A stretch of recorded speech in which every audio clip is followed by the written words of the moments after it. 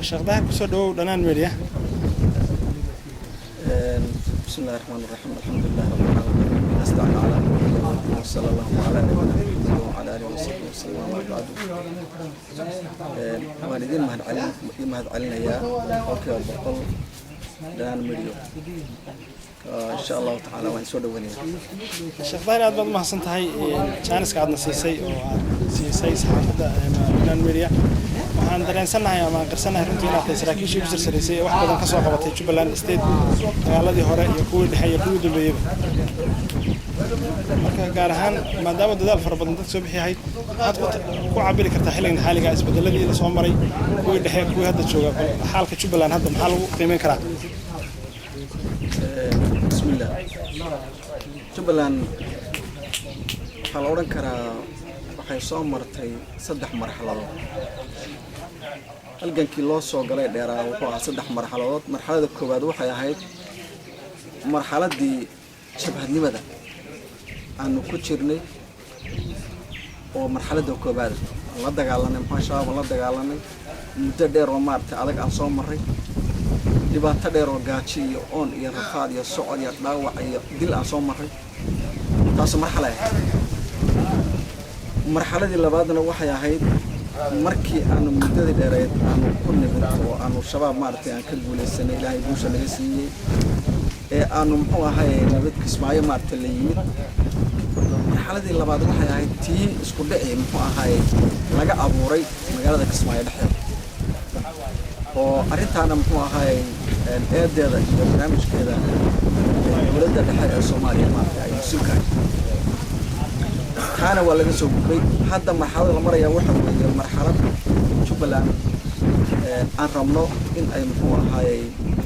ay qaadato insha Allah taala koow amniga oo la sugo laba in la sameeyo muxuu ahay maamul wanaagsan oo hufan in la sameeyo insha Allah taala oo wadanka muxuu ahay ka taliyo oo sameeyo muxuu ahay wixii loo baahnaa saddex cadaalad maartay in la sameeyo oo isaga muxuu ahay cadaalad maartay la sameeyo qodobka afraad waxa weeye waa horumarin insha Allah taala marka Jubaland marxaladan hadda ay ku jirta waxa weeye inta ayna qaato maxaad ku qiimeyn kartaa dadka Jubaland dhaliilada dibadda ka jooga waxay dhahaan amni darro ka jirta Kismaayo isku ma haleyn karo maxay ahayd dhaliilada saas la soo jeedinaya su'aashaas say u talaa la isku ma haleyn karo waxa weeye ninka la isku ma haleyn kara leh waxa la isku haleyn karin horta isaga laga rabaa inuu sheego oo uu maaragtay yiraahdo waxaasan la isku haleyn karin laakiin waxa weeye nin adiga wixii aad leedahay doonayo inuu ka qaatayo kulli dhaliil bukeeni laakiin taas dhaliishaas waxa kama jiraan maxaa la dhihi karaa maamulka Jubaland isdhexgalka bulshada iyo dib-u-heshiisiinta iyo maxaa la yiraahdaa dadka laga tirada badan yahay kor loo soo qaado oo isdhexgalka bulshada si wanaagsan looga shaqeeyo maamulka Jubaland barnaamijka isaga wuxuu ka qaatay door wanaagsan oo muhiim ah xaqiiqo marka la yiraahdo door wanaagsan oo muhiim ah ka qaatay maxaa yeelay muxuu ahaay koow tagitaankii maartay madaxweynaha iyo dadkii uu maartay hogaaminayay ay tageen Muqdisho ee shirkii maartay dib-u-heshiisiinta lagu qabtay soo noqodka halkan la yimid guddiyaal fara badan iyo dad fara badan oo ka soo horjeeday maamulka Jubaland ay yimaadeen muxuu ahaay oo dadkii ka soo horjeeday ay ahaayeen oo ay yimaadeen muxuu ahaay Kismaayo ay yimaadeen oo maamulka Jubaland ay yimaadeen waxa la oran karaa iyo magacaabida la magacaabay wasiirada la magacaabay waxa weeye ma aha boqolkiiba muxuu ahaay 80 waxa weeye waa dadka hadda aad sheegayso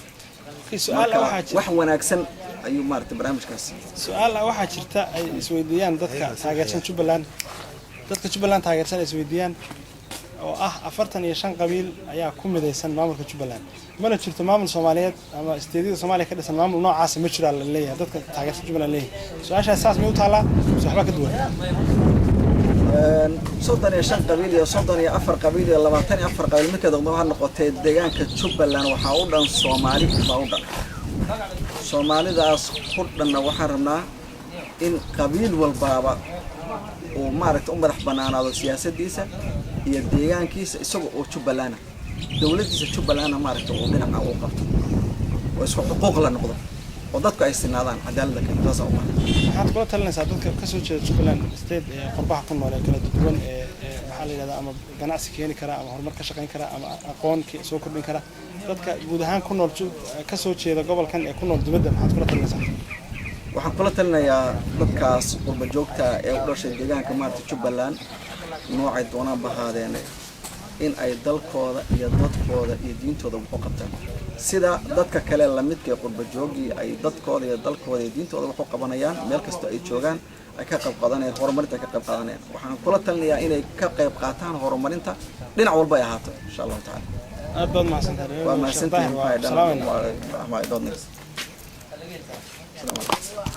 كو أمني والله سبوا لبا إن لا سمايا محوها هاي معمول وناكسن أو فن إن لا سمايا إن شاء الله تعالى أو ودن كم محوها هاي كتلية أو سمايا محوها هاي وحي لوبانا صدق عدالة مارتك إن سمايا أو إسرائيل محوها هاي عدالة مارتك إن سمايا طلب كأفراد محوي وهرمانين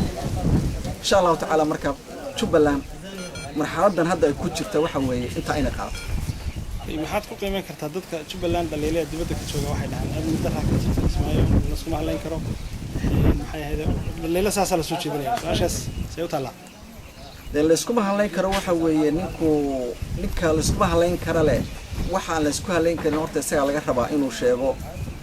oo uu maaragtay yiraahdo waxaasan la isku halayn karin laakiin waxa weeye nin adiga wixii aad leedahay doonayo inuu ka qaatayo kulli dhaliil buu keenay laakiin taas dhaliishaas waxa kama jiraan waxa la dhihi karaa maamulka Jubbaland isdhexgalka bulshada iyo dib-u-heshiisiinta iyo waxa la yiraahdaa dadka laga tirada badan yahay in kor loo soo qaado oo isdhexgalka bulshada si wanaagsan looga shaqeeyo maamulka Jubbaland barnaamijka isaga wuxuu ka qaatay door wanaagsan oo muhiim ah xaqiiqo marka la yiraahdo door wanaagsan oo muhiim ka qaatay maxaa yeelay muxuu ahaay kow tagitaankii maartay madaxweynaha iyo dadkii uu maartay hogaaminayay ay tageen Muqdisho ee shirkii maartay dib-u-heshiisiinta lagu qabtay soo noqodka halkan la yimid guddiyaal fara badan iyo dad fara badan oo ka soo horjeeday maamulka Jubbaland ay yimaadeen muxuu ahaay oo dadkii ka soo horjeeday ay ahaayeen oo ay yimaadeen muxuu ahaay Kismaayo ay yimaadeen oo maamulka Jubbaland ay yimaadeen waxa la oran karaa iyo magacaabida la magacaabay wasiirada la magacaabay waxa weeye ma yaha boqolkiiba muxuu ahaay 80 waxa weeye waa dadka hadda aad sheegayso su'aal waxa jirta wax wanaagsan ayuu maartay barnaamijkaas su'aal waxa jirta ay isweydiiyaan dadka taageersan Jubbaland taageersan isweydiiyaan oo ah 45 qabiil ayaa ku midaysan maamulka Jubbaland mana jirto maamul Soomaaliyeed ama isteediyada Soomaaliya ka dhisan maamul noocaas ma jiro la leeyahay dadka taageersan Jubbaland leeyahay su'aashaas saas ma u taala waxba ka duwan صدّن يا شن قبيلة صدّن يا أفر قبيلة لبعتني أفر قبيلة مكذا ضمنها النقطة دجان كتشوبلان وحاودا الصومالي باودا الصومالي ده خدنا وحرمنا إن قبيل والبابا ومارت رح بنانا والسياسة ديسة هي دجان كيس يسوق وتشوبلانا دولة تشوبلانا مارت وبنا عوقبت ويسوق حقوق للنقطة وضدك أي سنادان عدالة كان رزق الله. waxaad kula talinaysaa dadka ka soo jeeda Jubbaland state ee qurbaha ku nool ee kala duwan ee maxaa la yiraahdaa ama ganacsi keeni kara ama horumar ka shaqayn kara ama aqoon soo kordhin kara dadka guud ahaan ku nool ka soo jeeda gobolkan ee ku nool dibadda maxaad kula talinaysaa? waxaan kula talinayaa dadkaas qurba joogta ee u dhashay deegaanka maartay Jubbaland noocay doonaan bahaadeen in ay dalkooda iyo dadkooda iyo diintooda wax u qabtaan sida dadka kale la midka qurba joogii ay dadkooda iyo dalkooda iyo diintooda wax u qabanayaan meel kasta ay joogaan ay ka qayb qaadanayaan horumarinta ka qayb qaadanayaan waxaan kula talinayaa inay ka qayb qaataan horumarinta dhinac walba ay ahaato insha Allah ta'ala aad baad mahadsantahay waa mahadsantahay